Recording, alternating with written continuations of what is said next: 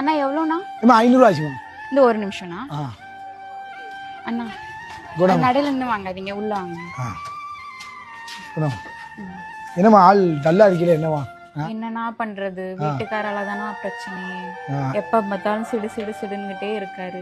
இப்ப நீங்க பாருங்க எவ்வளவு ஜாலியா பேசுறீங்க, அவரு எப்ப பார்த்தாலும் சிடு சிடு சிடு சிடு நோய் நோய் நோய் நோய் ஏதாவது சொல்லிக்கிட்டே இருக்காருன்னா என்ன பண்றது? ஒரே ஒரு விஷயம் தான், ஒரு அண்ணன்கிற வார்த்தை சொன்னதுக்காக சொல்றேன், சரியா? பொதுவாகவே இந்த பெண்கள் பண்ணுற தப்பு என்ன தெரியுமா?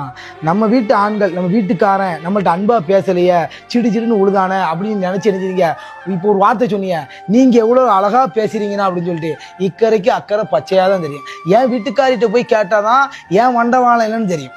வீட்டுக்கு வாசப்பட்டு வீட்டுக்கு பிரச்சனை இருக்கத்தான் செய்யும். உனக்கும் உன் கணவனுக்கும் என்னது சில முரண்பாடான விஷயங்கள் இருக்கத்தான் செய்யும். ஏன்னா அது நீ அவன் நெருப்பா இருந்தாம்னா நீ தண்ணியா இருந்து அணைக்கிறதுக்கு தான் வழியை பார்க்கணும். மேற்கொண்டு நீ நெருப்பா இருந்து எனக்கு கொழுந்துட்டு எரிஞ்சிடக்கூடாது. ஒரு கணவன் மனைவிக்குள்ள அண்டர்ஸ்டாண்டிங் என்ன புரிஞ்சு நடக்கிறது தான். அதை புரிஞ்சுக்கிடாம இருக்க போய் தான் என்ன செஞ்சிருது, சட்டு புட்டு நீ விவகாரத்தை அந்த மாதிரி ஆயிடுது. இப்போ நான் உன்னை கேட்டேன், என்னமா பிரச்சனை கேட்டால் நீ என்னதமா சொல்லியிருக்கணும், அதில் ஒன்று நான் நல்லா தானே இருக்கேன் அப்படின்னு சொல்ற பழக்க வழக்கம் தான் உங்களுக்கு வேணுங்கிறது. ஏமா இது மட்டும் இல்லை, பொதுவாக ஒரு விஷயத்தை சொல்லுங்க.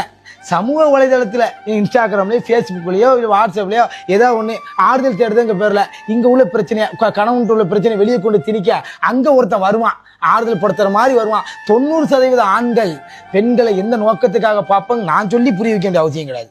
ஒன்னே ஒன்று உங்களுக்கு சொல்கிறேன், உங்களுக்கு ஒரு திருமணம் ஆகிட்டா, உங்கள் கணவன் மனைவி ஆகிட்டீங்களா, அதுக்குள்ளே நாளைக்கு பிள்ளைங்களை வளர்க்குறது எப்படி எல்லாத்தையும் அனுசரித்து அந்த காலகட்ட பெண்கள் மாதிரி ஓரளவு நீங்கள் நினைக்கணும். ஒரு கட்டுப்பாட்டில் இருக்கிறது உங்களுக்கும் நல்லது, உங்கள் குடும்பத்துக்கு நல்லது, நாளைக்கு உங்கள் சந்ததிக்கும் நல்லது.